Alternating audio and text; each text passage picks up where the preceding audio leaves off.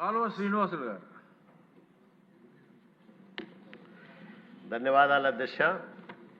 అధ్యక్ష, తమరికి కూడా ఈ విషయం పార్లమెంట్ సభ్యుడిగా ఉన్నప్పుడు కేంద్రంతో మాట్లాడిన విషయమే అధ్యక్ష.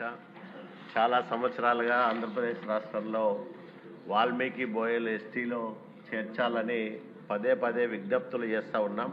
చంద్రబాబు నాయుడు గారి పాలనా కాలంలో 14-19 మధ్యకాలంలో ఒక శాస్త్రీయ అధ్యయనం జరిగిన తర్వాత కేంద్రానికి సిఫార్సు చేసిన తర్వాత కేంద్ర ప్రభుత్వం 6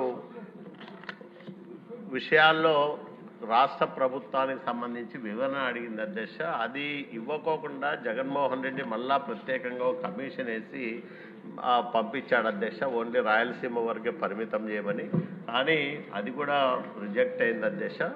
నేను మీ ద్వారా ప్రభుత్వానికి విజ్ఞప్తి చేసేది ఏమంటే, చాలా కాలంగా దశాబ్దాల కాలంగా ఎప్పుడో బ్రిటిషర్స్ కాలం నుంచి సిటీ యాక్టులో ఉండి తర్వాత డీనోటిఫైడ్ ట్రైబ్స్ అధ్యక్ష.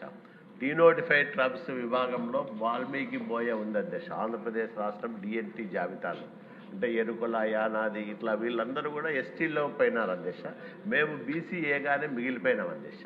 ఎన్ని కమిషన్లు రికమెండ్ చేసినా, ఎంతమంది ప్రయత్నాలు చేస్తున్నా ఎందుకనో కేంద్ర ప్రభుత్వంలో ఈ national census commission of India RGI వాళ్ళు దీన్ని రిజెక్ట్ చేస్తూ ఉన్నారు.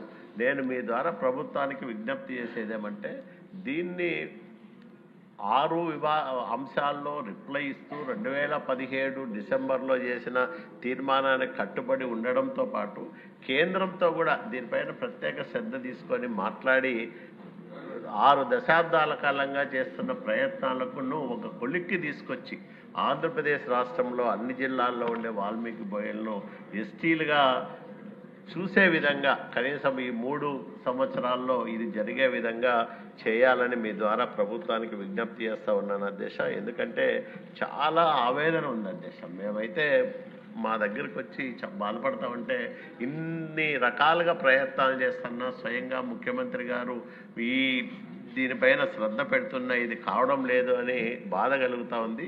మొన్ననే ఈ మధ్య నవంబర్లో లోకేష్ బాబు గారు వచ్చినప్పుడు మేమందరం గుమ్మనూరు జయరాం గారు, నేను, తర్వాత అంతకుముందు ముఖ్యమంత్రి గారు, మా పార్సార్ డాక్టర్ గారు అందరూ కలిసి విజ్ఞప్తి చేశాం అధ్యక్ష. అయితే తాజాగా 6/1/2026లో భార్గవి గారు, మన డైరెక్టరు ట్రైబల్ వెల్ఫేర్ డిపార్ట్మెంట్ నుంచి రాష్ట్ర ప్రభుత్వము సెక్రటరీ ట్రైబల్ వెల్ఫేర్ డిపార్ట్మెంట్కి ఒక లేఖ రాశారు అధ్యక్ష.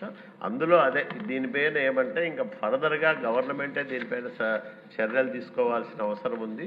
ఇది ఇప్పటికే ఆర్జీఐ సాధ్యం కాదని చెప్పింది కాబట్టి గవర్నమెంట్ దీనిపైన తదుపరి చర్యలు తీసుకోవాల్సిన అవసరం ఉందని లేఖ రాశారు అధ్యక్ష.